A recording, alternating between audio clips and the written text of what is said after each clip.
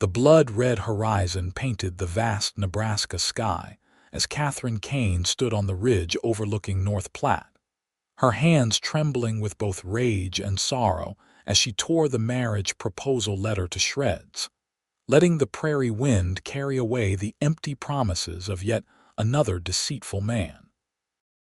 The year was 1876, and Catherine, known to most as Cat, had just turned 25, an age when most women were long married with children tugging at their skirts. But Cat had buried those dreams alongside the graves of her trust. Her father's abandonment when she was 12, her first suitor's betrayal at 17, and now Marcus Wellington's revelation that he already had a wife in Missouri. It all formed a tapestry of male treachery that had hardened her heart against the very notion of love. The wind whipped her chestnut hair around her face as she watched the paper fragments dance away. North Platte was growing rapidly thanks to the Union Pacific Railroad, which had brought prosperity, opportunity, and a steady stream of new faces to the frontier town. But to Cat, it just meant more men to disappoint her. She turned her mare back toward town, her jaw set with determination. Her general store wouldn't run itself, and wallowing in self-pity wouldn't pay the bills. As the only female business owner in North Platte, she'd carved out her independence through grit and shrewd business sense, taking over after her uncle's death 3 years prior. The townsfolk had wagered she wouldn't last 6 months. They had been wrong. The main street bustled with activity as she rode in cowboys fresh off the trail, railroad workers ending their shifts, and the usual mix of townspeople going about their business. Cat tied her horse outside her store, straightened her practical riding skirt, and unlocked the front door. The familiar scent of coffee beans, leather goods, and dry goods welcomed her as she lit the lamps against the gathering dusk. "Miss Kane," Mrs. Peterson greeted her, already waiting by the counter. "I was hoping you'd open up this evening. We're clean out of flour, and Henry's sister is arriving on tomorrow's train." Cat forced a smile. "Just received a fresh shipment yesterday, Mrs. Peterson." As she measured out the flour, the bell above the door jingled. Without looking up, she called, "Be with you in a moment." "No rush, madam," came a deep voice, the words wrapped in a slight southern drawl that made Cat glance up despite herself. The stranger, who stood just inside the doorway, removed his hat, revealing sun-bleached hair that curled slightly at the ends. Dust coated his worn denim pants and leather vest, marking him as someone who'd spent considerable time on the trail. His face, though tanned by the elements, appeared younger than she first thought, perhaps 30 at most.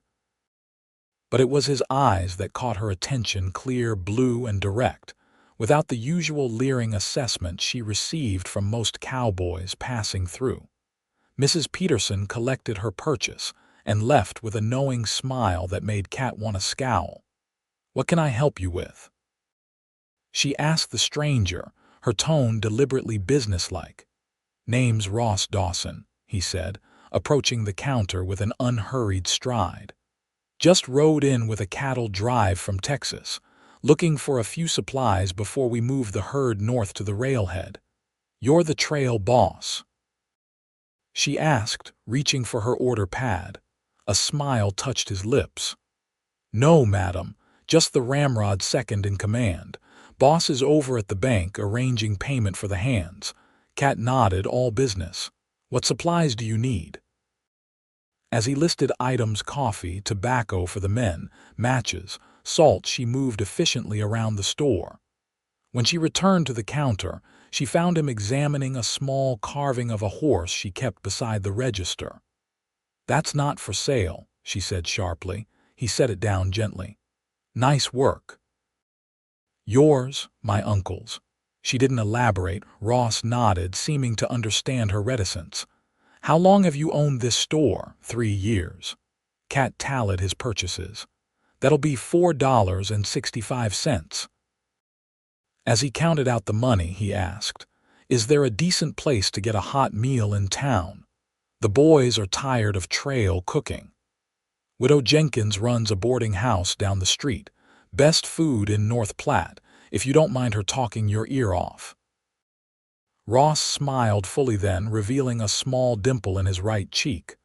"Appreciate the recommendation, Miss Kane, Catherine Kane, Miss Kane."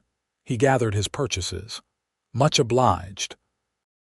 She expected him to leave then, but he lingered, those blue eyes studying her with an intensity that made her uncomfortable.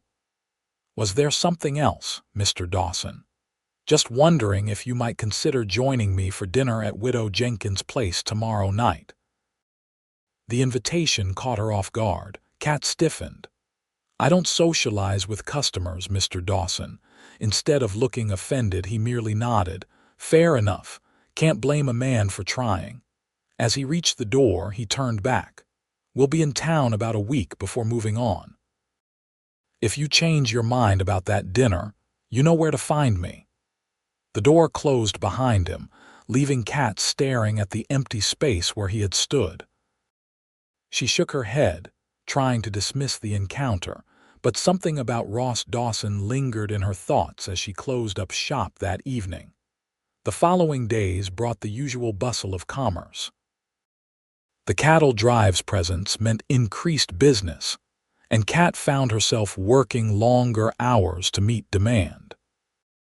She spotted Ross Dawson several times, once at the bank, another time leading horses to the blacksmith, and once simply sitting outside the sheriff's office, whittling a small piece of wood while he conversed with Sheriff Miller.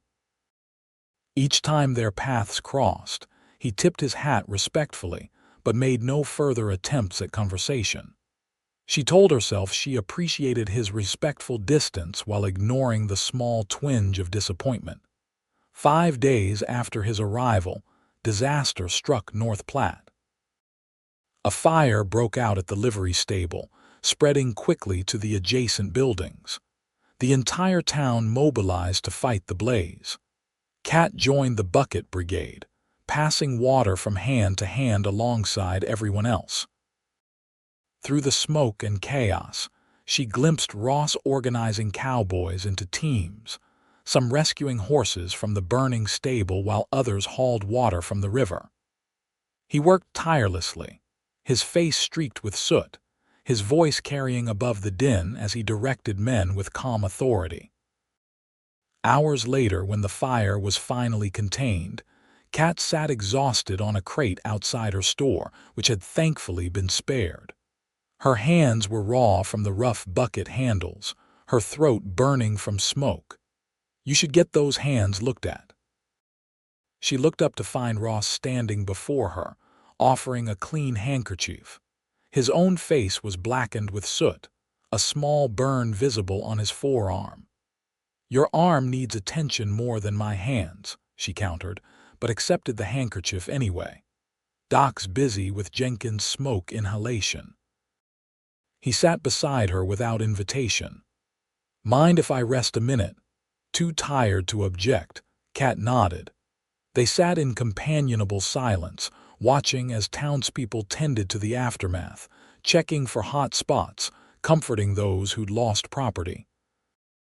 "You handled yourself well out there," Ross finally said. "Most people panic in fires. Had one before when I was younger." Kat surprised herself by continuing. "My uncle taught me that panic kills faster than flames." Ross nodded. "Smart man, he was." She glanced at his arm. "You should at least clean that burn. Got some salve back at camp. I have better inside." Kat stood, suddenly decisive. "Come in, I'll tend to it." If he was surprised by the offer, he didn't show it. Inside the store, Kat lit a lamp and retrieved her medicine box from beneath the counter. Ross rolled up his sleeve, revealing a nasty burn about 3 inches long. "This will sting," she warned, applying a mixture of honey and herbs. He didn't flinch as she worked, though she knew it must hurt considerably. "You've done this before," he observed. "Living on the frontier teaches you to be your own doctor." She wrapped clean linen around his arm. "Keep it covered, change the bandage tomorrow." "Yes, madam." His voice held a note of amusement. Kat stepped back, suddenly aware of how close they were standing in the dim lamplight. "You should go get some rest." "What about you?" "I live upstairs, I'll be fine." Ross studied her face for a moment. "You know, I still haven't had that dinner at Widow Jenkins'." "Mr. Dawson, Ross, please." Kat sighed. "Ross, I appreciate your help today, but just dinner, Miss Kane." "As thanks for fixing my arm." He gestured to the bandage. "Unless you're afraid of what people might say." The challenge in his tone sparked her pride. "I've never cared what this town thinks of me." "Then have dinner with me tomorrow, unless there's another reason you're refusing." Kat met his gaze steadily. 7 o'clock, I'll meet you there." A slow smile spread across his face. "I'll be counting the hours." After he left, Kat wondered what madness had possessed her to accept. One dinner, she told herself. One dinner to repay his assistance during the fire, and then he'd be gone with the cattle drive, moving north like all the other transients who passed through North Platte. The next evening found Kat standing before her mirror, unusually indecisive about her appearance. She finally settled on her best dress, a deep blue that matched her eyes, with modest lace at the collar and cuffs. Her hair, usually confined to a practical bun, she left partially down, with just the sides pinned up. She arrived at Widow Jenkins precisely at 7 to find Ross already waiting on the porch. He'd cleaned up considerably, wearing a fresh shirt and vest, his hair still damp from washing. When he saw her, something flickered in his eyes that made her heart beat faster. "Miss Kane." He offered his arm. "You look beautiful." "Thank you," she replied stiffly, taking his arm with reluctance. "And it's Catherine or Kat if you prefer." "Kat," he repeated as if testing the name. "It suits you. Independent, dignified, but with hidden depths." She shot him a skeptical look. "You determine all that from a nickname." His laugh was warm. "I'm a good observer." Widow Jenkins had prepared a special table in the corner of her dining room, away from the other boarders. Kat noticed the woman's knowing smile and resisted the urge to explain that this was merely a thank-you dinner, nothing more. Once seated, Ross proved to be an engaging companion. He spoke of his life in Texas, working cattle since he was 16, his dreams of someday owning a small ranch. He asked about her store, showing genuine interest in the challenges she faced as a businesswoman. "How did you come to own a store? It's unusual for a woman, especially one so young." Kat hesitated, then decided there was no harm in sharing the basics. "My uncle raised me after my mother died. He owned the store, taught me the business. When he passed, I took over." "No other family," she stiffened. "My father left when I was 12, decided family life wasn't for him." Understanding flickered in Ross's eyes, but he asked no more on that subject. Instead, he steered the conversation to lighter topics: books they'd read, places they'd seen. By the time they finished dessert, Widow Jenkins' famous apple pie, Kat realized she'd enjoyed herself more than she had in years. The easy conversation, the laughter, the way Ross listened as if her words truly mattered, all of it created a dangerous warmth in her chest that she quickly tried to extinguish. As they walked back toward her store under a canopy of stars, Ross broke the comfortable silence. "We'll be moving out day after tomorrow, heading to the railhead at Ogallala. Good timing. The weather looks favorable." Kat kept her tone neutral, ignoring the small pang of disappointment. They reached her door too quickly. Kat turned to bid him good night, only to find him standing closer than she expected. "I'd like to see you again tomorrow if you're willing," he said quietly. Kat took a step back. "Mr. Dawson, Ross, I think we should be clear about something. I'm not looking for entanglements. You're leaving and I have my life here." I'm just asking for a picnic by the river. His eyes held hers. One afternoon of good company before I go. The sensible answer was no. But the memory of how easily they'd conversed, how comfortable she'd felt in his presence, weakened her resolve. Just a picnic, she agreed finally. Nothing more. His smile was answer enough. I'll bring everything. Meet me at the South Bend at noon, Kat nodded, already regretting her decision even as a treacherous excitement bloomed within her. That night, she lay awake, berating herself for allowing Ross Dawson to breach the careful walls she'd built around her heart. It was foolish to nurture feelings for a man who would ride away in 2 days, never to return. Yet sleep eluded her as she recalled the genuine interest in his eyes, the respectful way he treated her opinions, so different from the condescension she usually encountered from men. By morning, Kat had convinced herself that one more afternoon in Ross's company would satisfy her curiosity about him, allowing her to return to her solitary life without regret. She left her assistant, young Billy Thompson, in charge of the store and changed into a simple but flattering dress of soft yellow. The south bend of the North Platte River was a peaceful spot, shaded by cottonwoods and frequented by songbirds. Kat arrived to find Ross had spread a blanket beneath the largest tree, a basket of food beside him. He stood when he saw her, his face lighting up in a way that made her momentarily forget her reservations. "I was beginning to think you'd changed your mind," he said. "I considered it," she admitted, arranging her skirts as she sat on the blanket. "This is probably unwise." Ross unwrapped a loaf of fresh bread and some cheese. "Because I'm leaving tomorrow. Because I don't trust easily. And because men who pass through North Platte usually want only one thing from women." He paused in slicing an apple. "I won't insult you by pretending I don't find you attractive, Kat, but that's not why I'm here." "Then why are you?" The question escaped before she could stop it. Ross considered her for a long moment. "Because from the moment I walked into your store, I sensed something in you that called to me. A strength, yes, but also a loneliness that matched my own." The directness of his answer caught her off guard. Kat looked away, uncomfortable with his perception. "You're imagining things." "Am I?" He offered her a slice of apple. "I've spent most of my life moving from place to place, never putting down roots. It gets lonely." "Then why continue?" Ross gazed at the river, his expression thoughtful, never found a reason compelling enough to stop. His eyes returned to hers. "Until now, perhaps." The implication hung between them, too new and fragile to acknowledge directly. Kat changed the subject, asking about his experiences on cattle drives. Ross seemed to understand her need for safer ground, and obliged with stories that soon had her laughing. They ate and talked as the afternoon sun filtered through the leaves above them.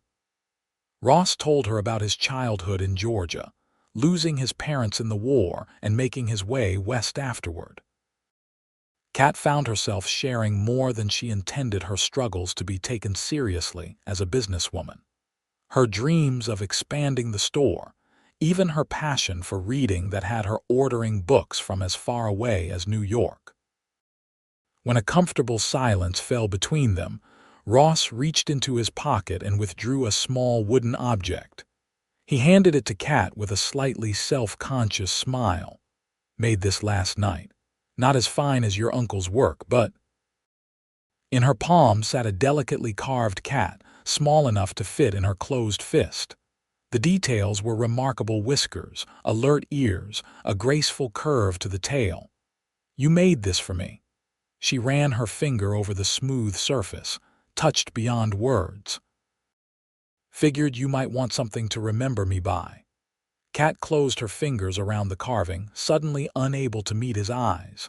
"Thank you, it's beautiful." "Like its namesake." Ross's voice was soft. When she looked up, he was much closer, his intent clear in his eyes. Kat knew she should pull away, protect herself from the inevitable pain his departure would bring. Instead, she remained still as he gently cupped her face in his calloused hand. "May I?" he whispered. Her slight nod was all the permission he needed.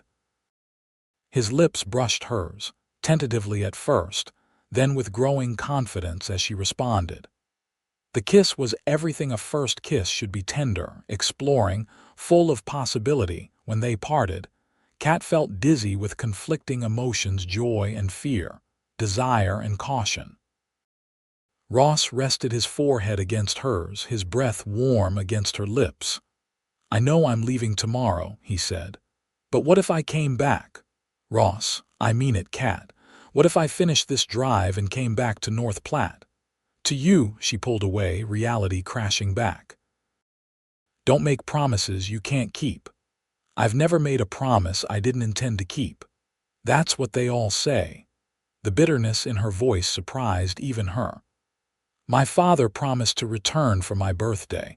My first suitor promised to wait for me while I cared for my ailing uncle. Marcus Wellington promised he wasn't married." She stood abruptly. "Every man has hurt me, Ross. Why would you be different?" Ross rose to face her, his expression serious. "Then I'll be different." Empty words. "No." He took her hands in his. "I understand your doubt. But I'm asking you to give me a chance to prove myself." Kat wanted desperately to believe him, but experience had taught her the folly of such trust. "2 months," she said finally. "If you truly mean what you say, come back in 2 months. If not—" She shrugged, feigning indifference. "No harm done." "2 months," he agreed. "I'll be back before the first frost." They gathered the picnic things in strained silence. At her door, Ross kissed her once more, a kiss that held both promise and farewell. "2 months," he repeated. "Count on it." Kat watched him walk away, the wooden cat clutched tightly in her hand, trying to ignore the hope that had taken root in her heart despite her best efforts to prevent it.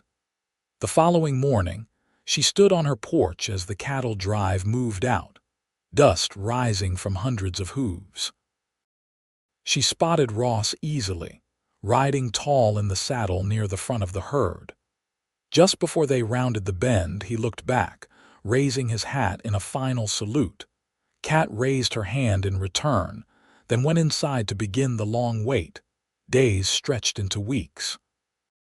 Kat threw herself into her work, expanding her inventory to include more items for women and children as the town continued to grow. She started a small reading circle that met in the back of her store on Sunday afternoons, sharing books and ideas with other women hungry for intellectual stimulation. As the 2-month mark approached, she found herself watching the road more frequently, scanning the horizon for a lone rider. She kept the carved cat on her bedside table, a reminder of promises made on a summer afternoon. When exactly 2 months had passed with no sign of Ross, Kat told herself she wasn't surprised. Men made promises they didn't keep. It was the way of the world. She ignored the hollow ache in her chest and continued with her life, serving customers, ordering supplies, maintaining her independence. A week later, North Platte suffered an early snowstorm, unusual for late September. The temperature plummeted and sleet lashed the windows of her store. Kat closed early, building up her fire against the unseasonable cold. As darkness fell, she heard a commotion outside, voices shouting, horses whinnying.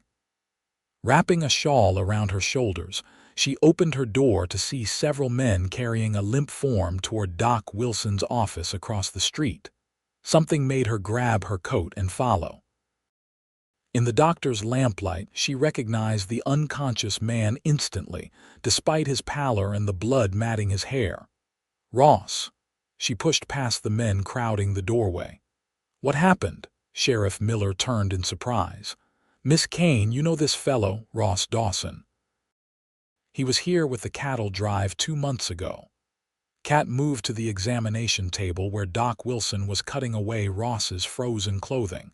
"Is he—" "Alive, but barely." the doctor answered grimly. Hypothermia, head wound, and looks like a bullet grazed his side. Found him half a mile outside town, horse dead beneath him. Indians, someone suggested. The sheriff shook his head. No signs of that. Looks more like highway robbery. His pockets are empty, saddlebags gone. Kat stared at Ross's ashen face, remembering his promise. I'll be back before the first frost. The snow outside mocked the timing. I need to clean these wounds, Doc Wilson said. Everyone out except Sheriff Miller. I'm staying, Kat said firmly. The doctor looked ready to argue, then noted her expression and nodded. Make yourself useful then. There's clean linen in that cabinet. For hours, Kat assisted as the doctor worked to save Ross's life. They cleaned and bandaged the bullet wound, stitched the gash on his head, and fought to raise his body temperature with heated blankets and warm bricks. Throughout it all, Ross remained unconscious, his breathing shallow. Dawn was breaking when Doc Wilson finally sat back, exhaustion etched on his face. I've done what I can. The next 24 hours will tell. I'll stay with him, Kat said. Miss Kane, I'll stay. The doctor studied her for a moment, then nodded. Call me if there's any change. Left alone with Ross, Kat pulled a chair beside the bed and took his hand between hers. It was still cooler than it should be, the fingers limp in her grasp. You came back, she whispered. You stubborn fool, you rode through a blizzard to keep your promise. His only response was the shallow rise and fall of his chest. Kat settled in for the vigil, determined not to leave until he opened his eyes. Sheriff Miller returned mid-morning with news. Found his horse. Poor beast broke its leg in a gopher hole, looks like. Dawson kept riding, made it another quarter-mile before collapsing. Any sign of who robbed him? The sheriff shook his head. Tracks are covered by snow, but I'll keep looking. Throughout that day and the next, Kat maintained her watch, leaving only when Doc Wilson insisted she eat something or rest briefly. On the evening of the second day, Ross finally stirred. Kat was dozing in the chair when his fingers twitched in hers. She jerked awake to find his blue eyes clouded with pain but aware fixed on her face. You're real, he rasped. Thought I dreamed you. Tears she'd held back for 2 days spilled down her cheeks. You idiot, riding in a blizzard. A faint smile touched his cracked lips. Had to keep my promise. Doc Wilson, alerted by their voices, hurried in to examine his patient. After checking Ross's pupils and wounds, he pronounced him improving but still in danger. Fever's still possible with that bullet wound. He needs complete rest for at least a week. He can stay at my place, Kat said without thinking. At the doctor's raised eyebrows, she added hastily, I have the spare room above the store. Not proper, Ross murmured weakly. Neither is dying of stubbornness, she retorted. Besides, Widow Jenkins is full up with railroad surveyors. Once it was decided, Kat threw herself into preparing the spare room, which had served primarily as storage since her uncle's death. With help from Billy and Sheriff Miller, they moved Ross the short distance to her store and up the narrow stairs. The following days established a new routine. Kat tended to Ross in the mornings and evenings, with Billy watching the store. During the day, Widow Jenkins or Mrs. Peterson would sit with Ross while Kat worked downstairs. His recovery was slow but steady, the head wound healing cleanly, the bullet graze showing no signs of infection. As his strength returned, they talked more. Ross told her about completing the cattle drive, collecting his pay, and immediately turning back toward North Platte. He'd ridden hard, knowing winter weather could delay him. I meant what I said by the river, he told her one evening as she changed his bandages. I came back for you, Kat, only you. She focused on her task, afraid to meet his eyes. You nearly died keeping that promise. Would do it again. Don't say that. Her hands trembled slightly. I couldn't bear it if she stopped, realizing she'd revealed more than intended. Ross caught her wrist gently. "Look at me, Kat." When she finally met his gaze, the tenderness there nearly undid her. "I know men have hurt you before, broken promises, betrayed your trust. But I need you to understand something." He took a deep breath. "I love you. Have since that first day in your store, I think, and I aim to spend however long it takes proving to you that I'm different." Kat sat frozen, his declaration hanging in the air between them. Part of her wanted to flee, to protect herself from the vulnerability his words created. But a stronger part, the part that had watched over him for days, that had grieved at the thought of losing him, kept her rooted in place. "I don't know if I can trust that," she finally whispered. "Not because of you, but because of me. I'm broken, Ross." "No." His voice was fierce despite his weakness. "Not broken. Wounded, maybe, cautious, certainly, but not broken." He squeezed her hand. "I'm not asking for an answer now. Just a chance to stay, to show you day by day that some promises are kept." "Stay?" She blinked in confusion. "For how long? For good, if you'll have me." Ross struggled to sit up straighter. "I've been thinking while lying here. North Platte needs a proper livery stable after the fire. I know horses, could build a good business here." The idea of Ross staying permanently in North Platte, of seeing him daily, perhaps building a life together, it terrified and thrilled her in equal measure. "Think about it," he said, seeing her conflicted expression. "That's all I ask for now." Kat nodded, unable to formulate a proper response. She finished changing his bandages in silence, her mind whirling with possibilities she'd long ago dismissed as unattainable. As October gave way to November, Ross grew stronger. He began helping in the store when Kat allowed it, charming customers with his easy manner and surprising knowledge of merchandise. Children especially took to him, delighted by the small wooden animals he carved while minding the counter. Word spread throughout North Platte about the heroic cowboy who'd braved a blizzard to return to Miss Kane. Speculation ran rampant, with many assuming a secret engagement. Kat endured the knowing looks and whispers with as much dignity as she could muster, neither confirming nor denying the rumors. Sheriff Miller never found Ross's attackers, though Kat suspected they were the same men who had robbed the stage to Ogallala a week later. Ross showed little interest in revenge, more concerned with regaining his strength and proving himself useful to Kat.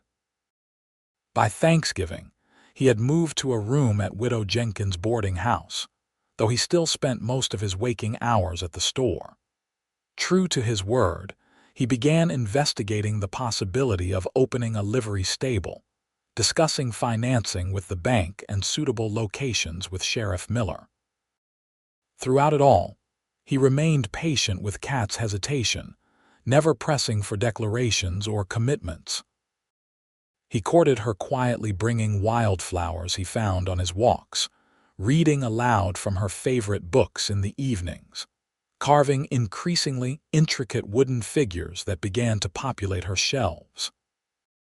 One crisp December afternoon, as they closed the store together, Ross asked Kat to accompany him on a short walk. "There's something I want to show you," he said, an unusual nervousness in his manner. "Curious," Kat agreed. He led her to the edge of town, where the charred remains of the old livery stable were being cleared away. A new foundation had been laid, fresh timber stacked nearby. "It's yours?" Kat asked, suddenly understanding. Ross nodded, pride evident in his stance.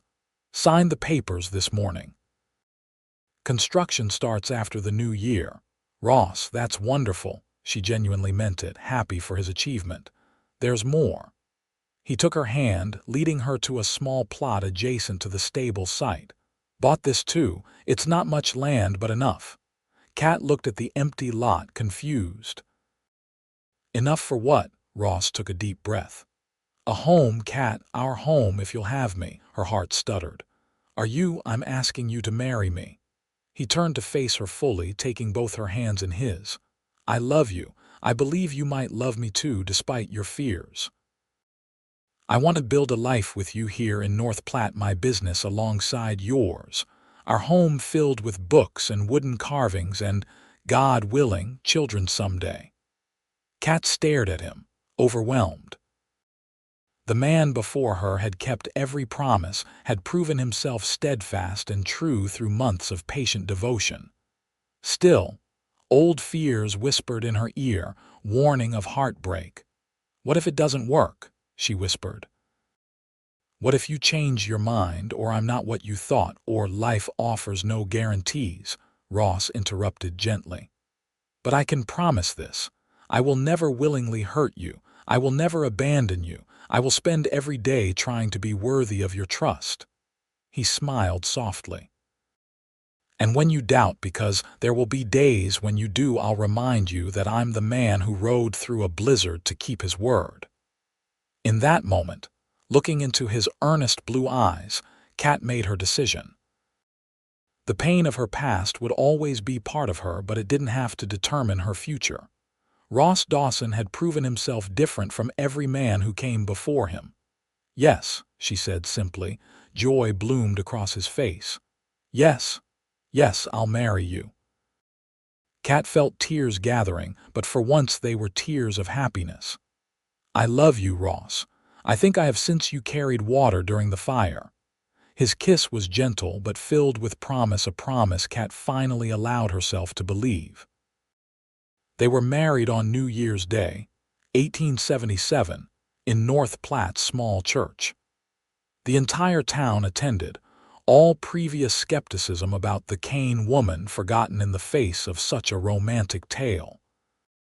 Kat wore her mother's wedding dress, carefully preserved for 20 years, with wildflowers in her hair despite the winter season.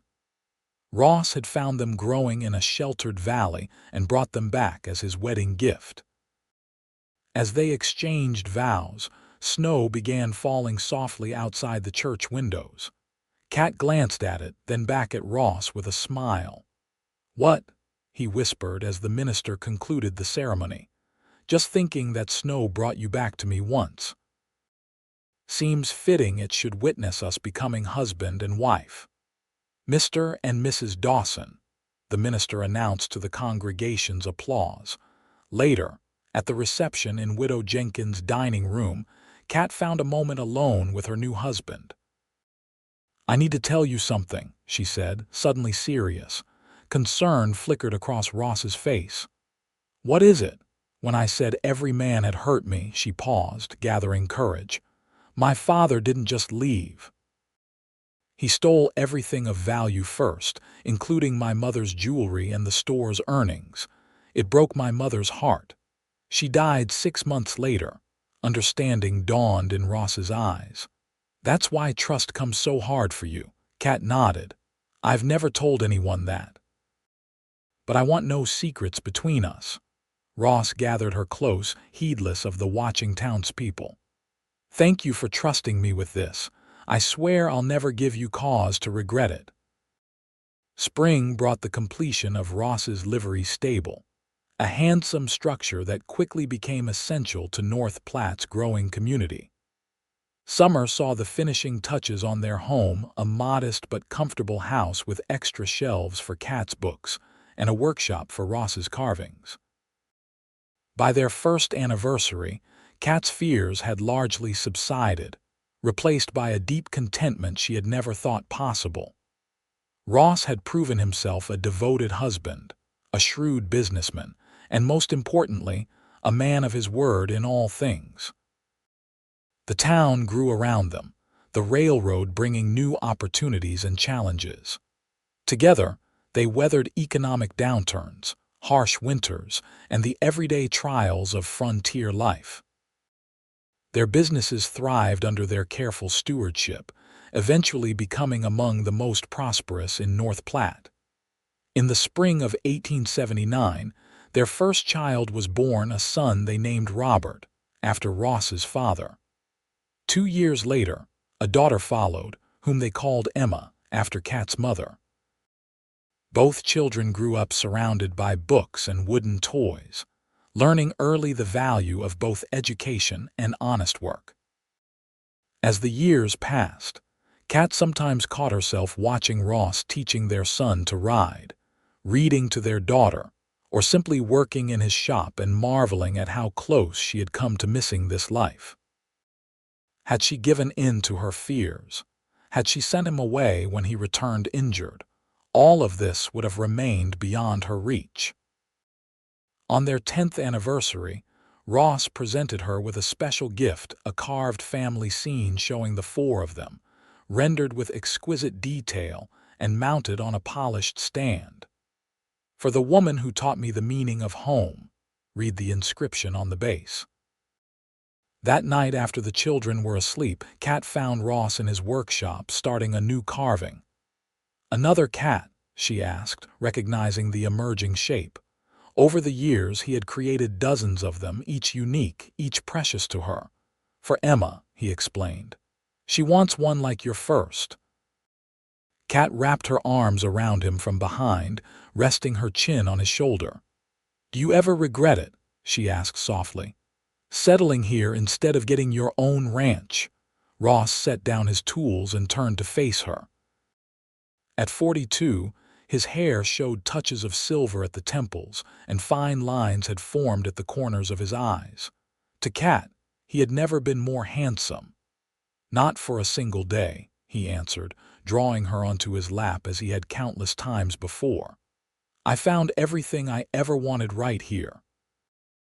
"Even with a wife who took so long to trust you," Kat teased gently, "especially that." He kissed her lightly. "Some things are worth the wait." Outside their window, North Platte had grown from a frontier town to a thriving community. Trains still brought new faces and opportunities, and the river still flowed past the South Bend where they had shared their first kiss. But within the walls of their home, the most significant journey had been Kat's, from a woman walled off by past hurts to one who had learned to trust again. "Every man has hurt me," she had once declared on a summer afternoon beside that river. "Then I'll be different," Ross had promised, and he had kept that promise every day for a lifetime. In later years, their grandchildren would beg to hear the story of how Grandpa had ridden through a blizzard to reach Grandma, and how she had nursed him back to health. It became family legend, embellished slightly with each telling but always ending the same way, with the triumph of love over fear, of trust over doubt. And whenever someone would ask the secret to their long and happy marriage, Kat would share a knowing look with Ross before answering. He promised to be different, and he kept his word.